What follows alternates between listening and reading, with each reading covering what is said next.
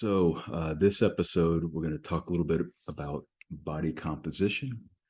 Common question that we all get: how can I put on muscle and lose fat at the same time? So we call that recomposition or a recomp. People call it in the space. So is that possible? So the answer to that question is yes and no. And we're going to get into it a little bit here with some slides. So I'm Dr. Jose Almeida, and welcome to the Miami Med Gym podcast. All right, let me share some slides here and we'll get going.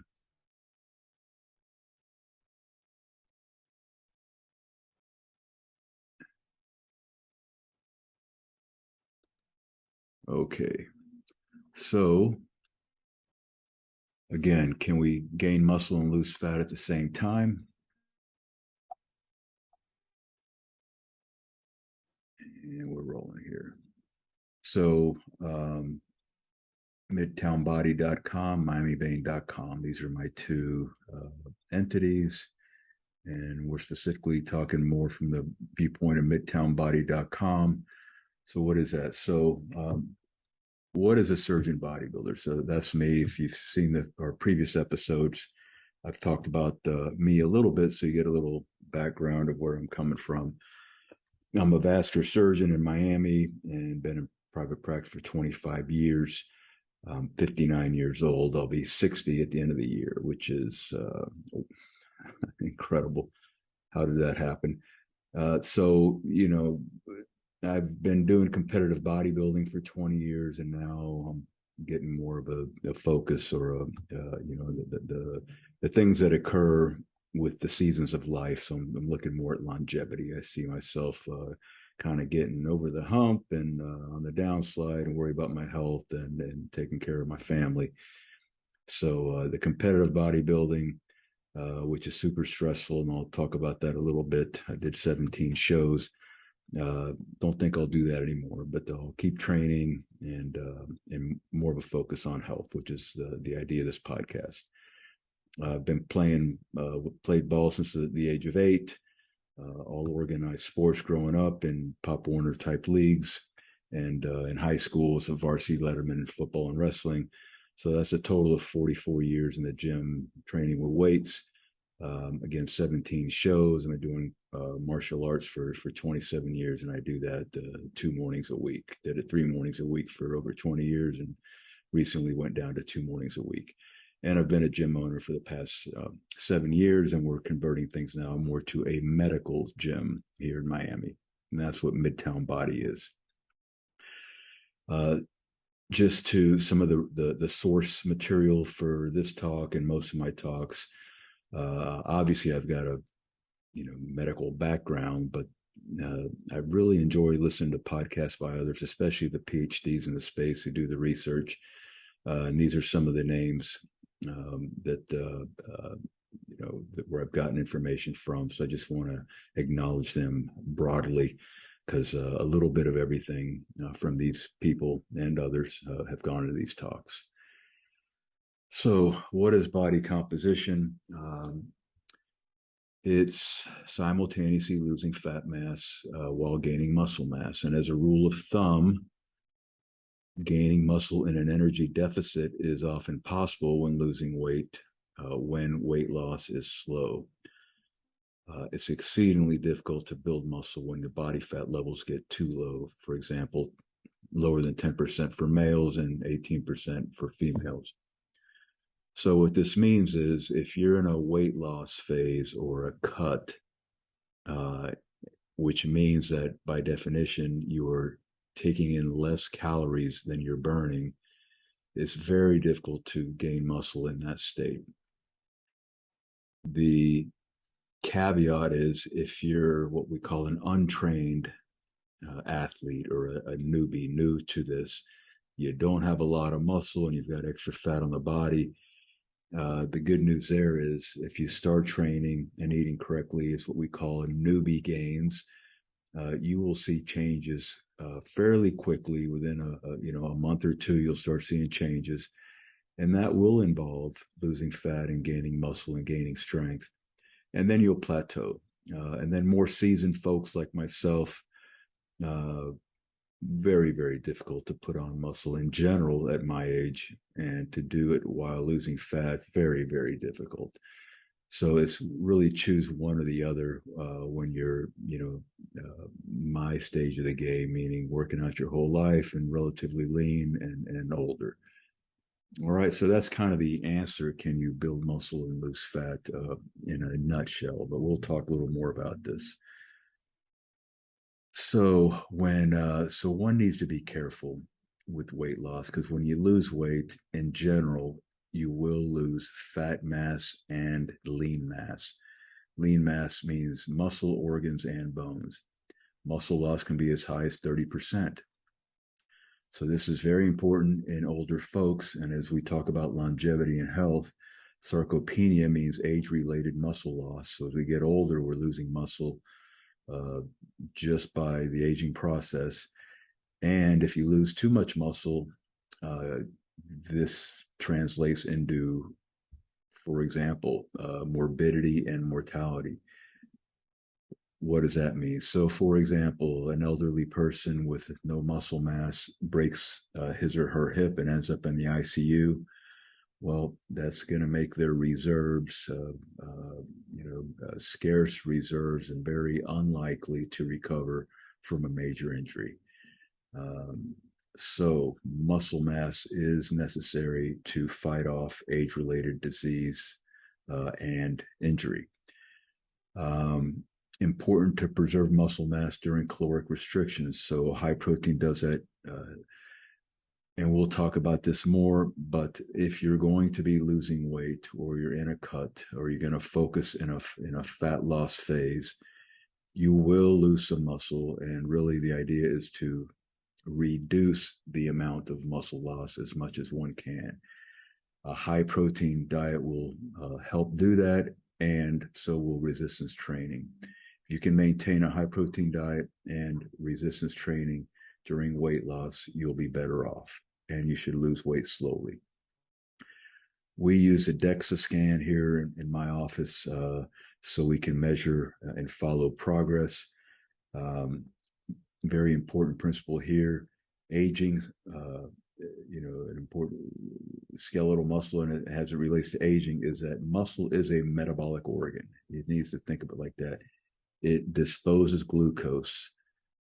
So one of the reasons we have this problem with insulin resistance is the lack of glucose control, and that's because of a poor diet and lack of movement. So this is why many folks recommend the 10-minute walk.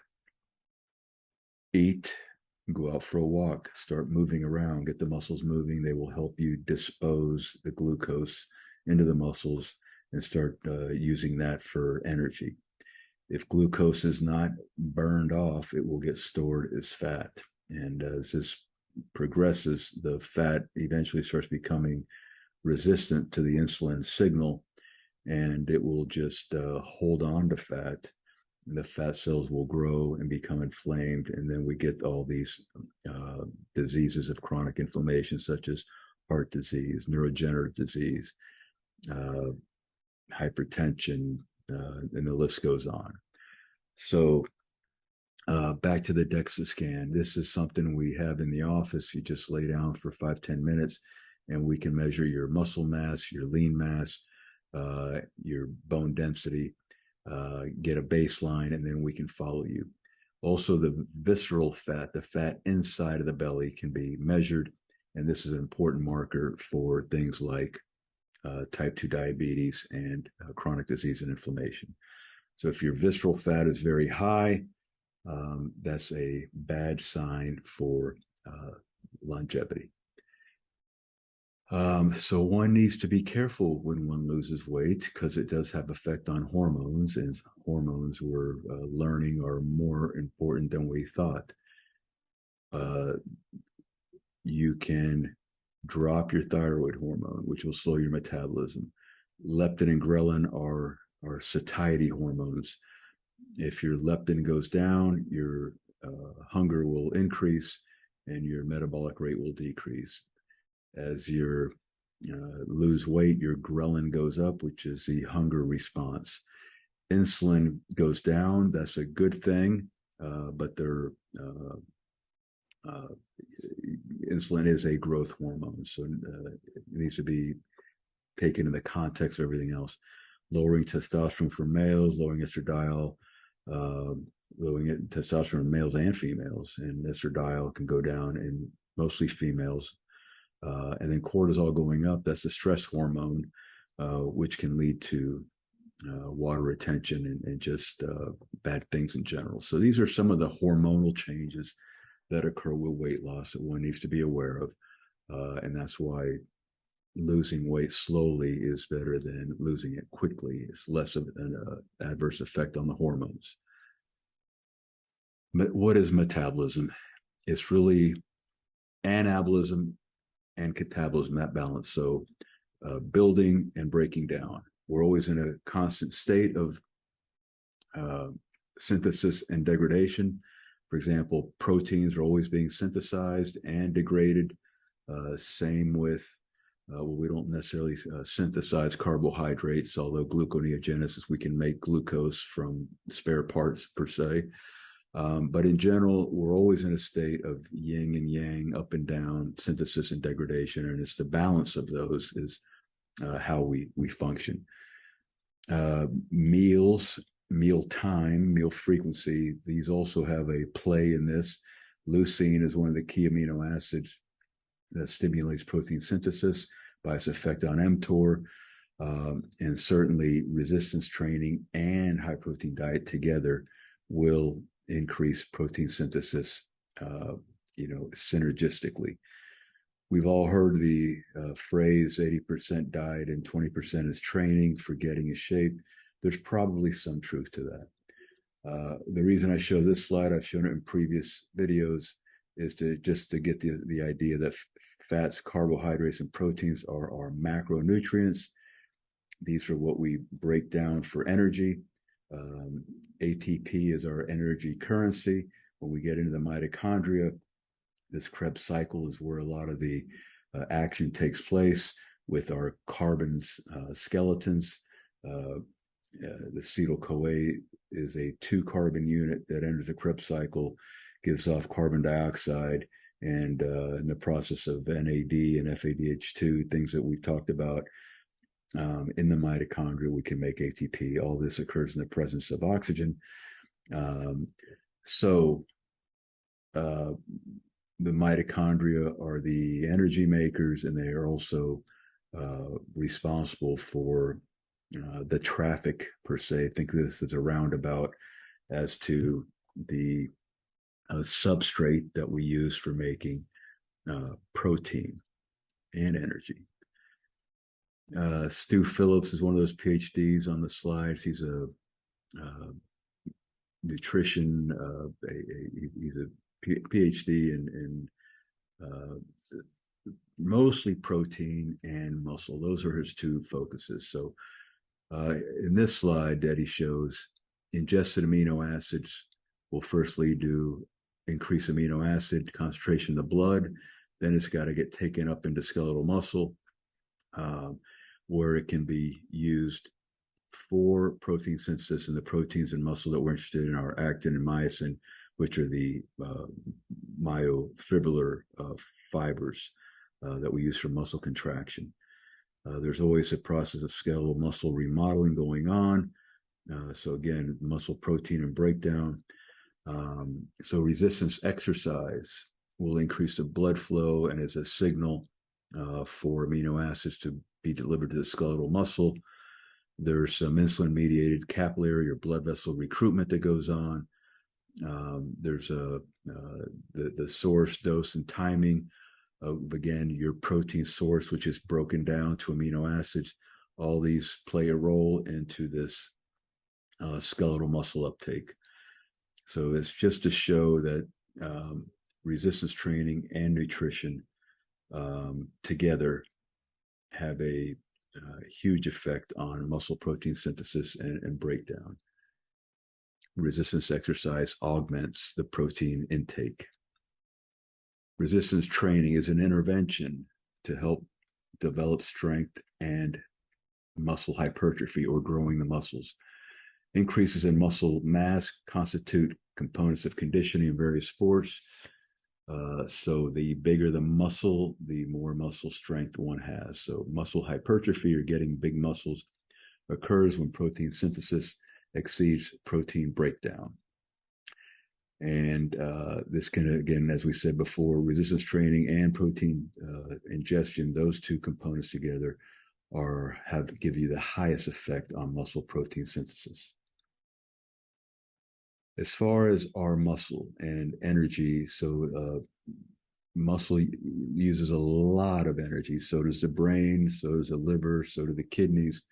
But muscle, just in its sheer mass effect, the amount of muscle that we have, really burns a lot of energy, or needs a lot of energy.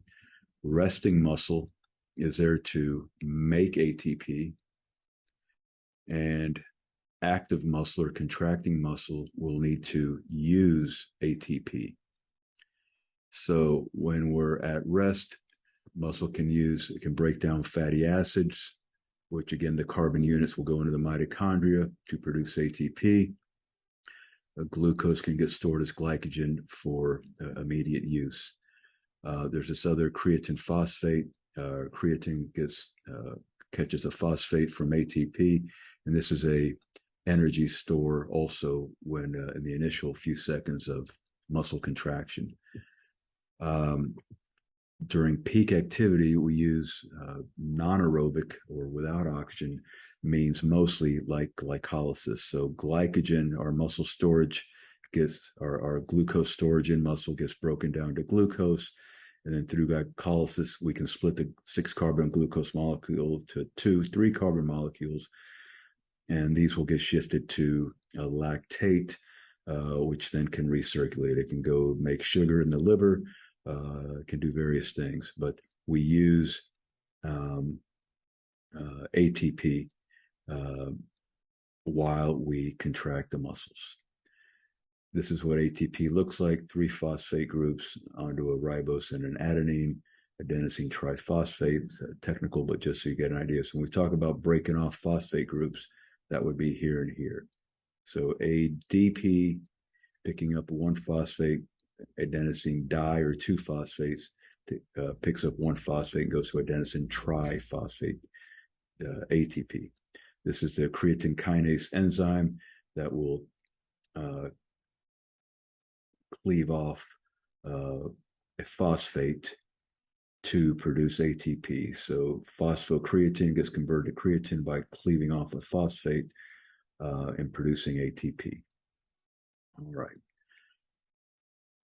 How do we grow the muscles? Well, most of the research, and there's still some controversy here, but microscopic damage in the myofibrils, so the contracting units, which are mostly actin and myosin, as we said, the small amount of damage that occurs during training leads to inflammation, soreness, and recruitment of cytokines, or signaling molecules. These will signal anabolic hormones, which will increase protein synthesis and the growth of muscle. And contracting the muscle with weights and is the signal for this.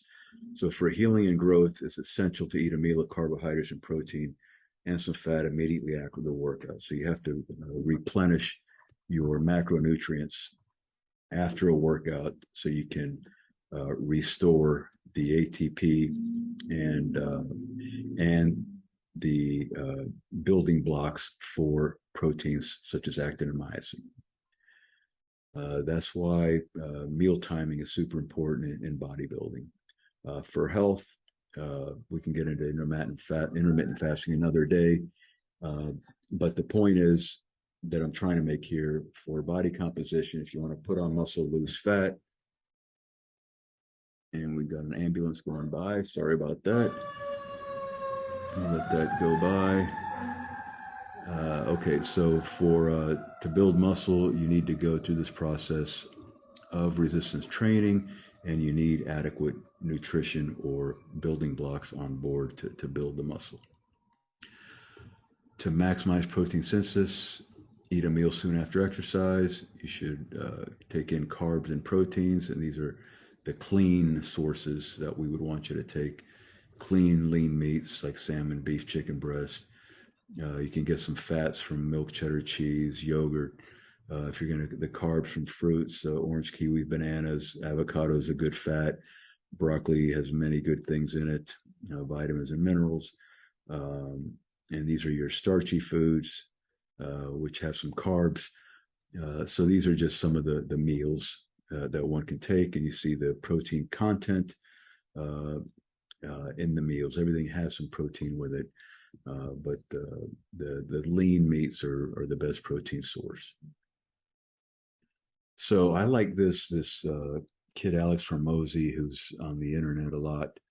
Um, really simplified this whole thing, which can be complicated with the macronutrients. So really, very simple. Let's just talk calories.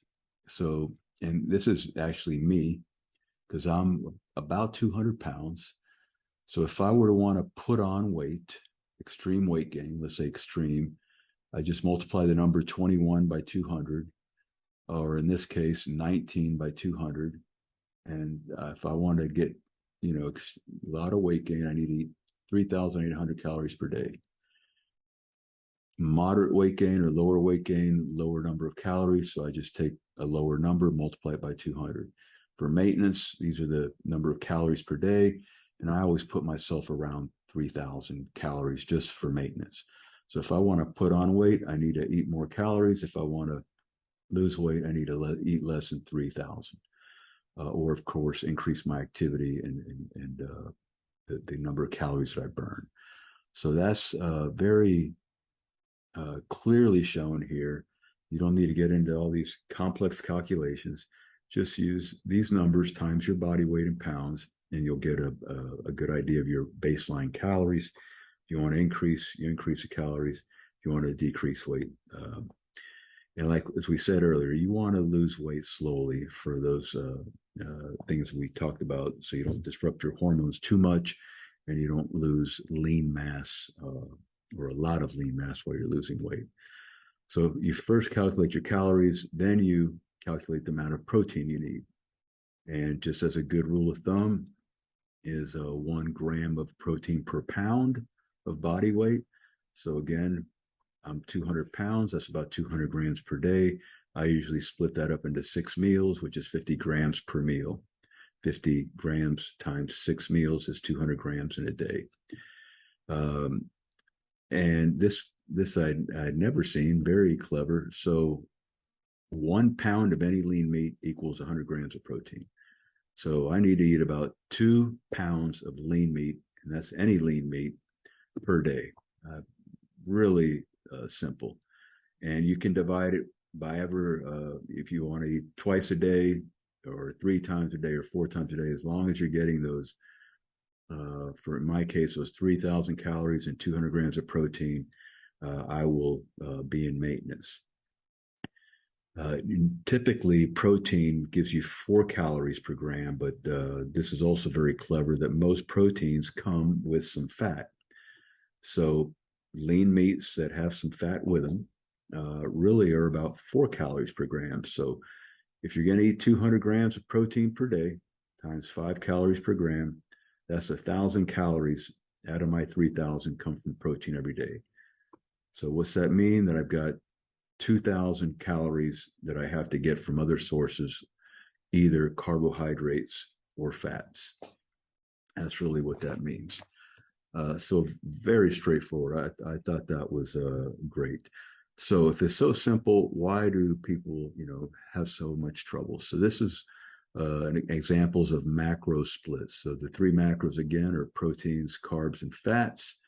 If you want to do a high carb diet on your training days, and so that would be 40% carbs, and on your non-training days, lower the carbs to 20%. That would mean that you adjust your protein a little bit. I would not even adjust the protein. I just leave the protein high, and then just play with your carbs and fats. If you want to do a moderate carb diet, this would be your training days and non-training days. Again, the protein doesn't change. 40% of the diet is protein. As you with 30% fat, 30% carbs on your training days, you always want carbs higher on your training days and lower on your non-training days. You want to burn the carbs. So on your non-training days, lower carbs, because carbs that are not burned get stored as fat. That's the idea behind this slide. If you want to do a low carb diet, and that's what I tend to do when I want to cut weight, that means you need to find calories from somewhere else, either increase the protein or increase the fats. I think the smarter way is to take a little more fat and a little more protein in the diet and keeps the carbs low. What that will do is the carbs will get burned quickly, and then your body will go into a fat burning mode. So you'll start burning your fat stores for energy, and that's how you will lose fat. And by keeping the protein high, you will retain lean mass. Then you can have, on low carb diets, you can have what are called refeed days, where you treat yourself with some carbs for a day or two, and then go back to your low carb regimen. That'll help with just your mental the stress. So so let's go here. When you go on a low carb diet, and believe I've done this again, 17 shows in 20 years, so I've done 17 cuts and 17 bulks. When you go into this low carb mode for the first time, the cravings, the mood swings, the fatigue, it really will get you irritable. I mean, it's so irritable that it's hard to be around people, hard to be at work. So you need to be careful when you first start this. Relationships is falling apart. People have gotten divorced, prepping for shows. I hear this all the time backstage. So it's not easy to cut the carbs, and people do it for a little while. This is the vicious cycle. They do it for a little while. They diet, they lose weight, and they'll lose some muscle and fat. They'll reduce their metabolic rate, what we call metabolic adaptation. Then they'll fall off the wagon, and they'll start eating again, binge eating. Now in the face of a lower metabolic rate and loss of muscle. So what ends up happening when you fall off the wagon and start eating again, you end up gaining more weight than when you started, because you've already dropped your metabolism from the process. So you got to be very careful, and this is why people struggle. So you got to do this ideally with some coaches or accountability, so you can check in with somebody every month and they follow you.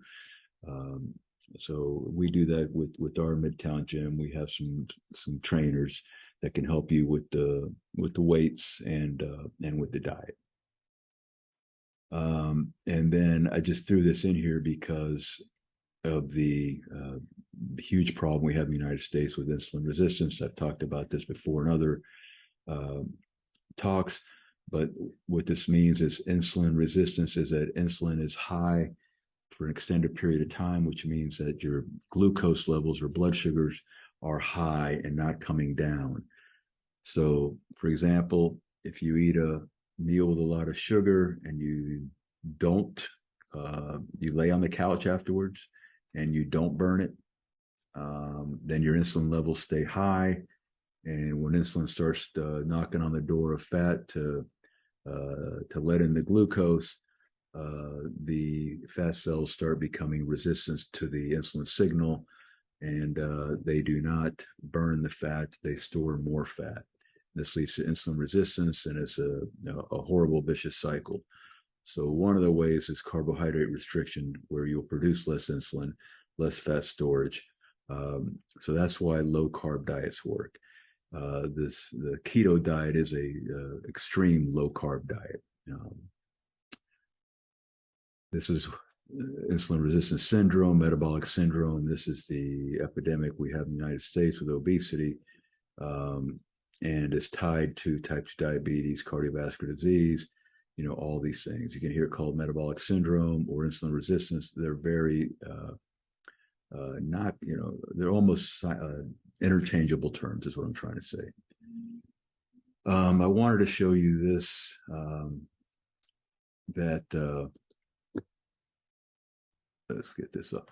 The combined effects of nutrients, hormonal environment, and mechanical loads such as training are manifested by changes in both gene transcription and mRNA translation to increase myofibrillar protein content in the cell. So what's all this mean? We talked a little bit about the epigenetics last time. So our DNA is our blueprint, and it gets transcribed is a word that we use to messenger RNA, and this is what goes out into the cytoplasm, gets onto a ribosome, and gets translated into protein. But it's the genetic information that, or the code that determines what type of protein is produced. All cells need different proteins, so these it's the same genetic material in each cell, but it gets read differently based on the cell's needs. And so epigenetics is when these processes of methylation and acetylation that, let's go back here. Sorry, it was forward here. So epigenetics determines our genetic, influences our genetic instructions for protein production, and it's all influenced by our hormones, our microbiome in the gut, many things we've talked about in the past. I just don't want to go down in the weeds today because we've talked about it before. What I wanted to finish with here is, again, we talk about building muscle and losing fat at the same time. We call this recomp. So this comes from Stronger by Science. The highest potential for recomp are by participating in a well-structured resistance training program. If you're new to resistance training with a low level of muscularity, this is an advantage. You'll put on muscle quickly at the beginning. If you have a very high fat percentage, this is also good for the purpose of recomposition because you'll lose fat quickly at the beginning. Lose weight conservatively at a very slow rate, and this will give you the best chance of retaining or building the muscle and losing the fat at the same time.